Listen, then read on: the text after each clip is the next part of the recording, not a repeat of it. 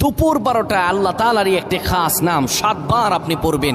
পড়ে আল্লাহ তাআলার কাছে দোয়া করবেন। আপনার যত প্রয়োজন আছে, যত মনের আশা আকাঙ্ক্ষা আছে, আল্লাহ সকল কিছু কবুল করে নেবেন। যখন দুপুর 12টা বেজে যায়, দোয়া কবুলের সময়, তখন আপনি সকল কাজগুলো তখন বন্ধ করে একটু যায় নামাজ বিছিয়ে পবিত্র হয়ে ঘরের একটা কোনায় কিংবা আশপাশে যদি মসজিদ থাকে মসজিদে চলে যান। ক্যাবলামুখী হয়ে বসে পড়েন।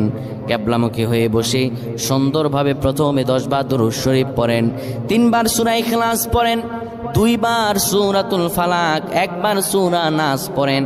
এরপরে আপনি আল্লাহ তাআলার এই খাস নামটা ধরে পড়েন, আর রহমান আর রহমান আর রহমান 7 বার পরে এরপরে আবার দুরূদ পড়ে দোয়া করেন।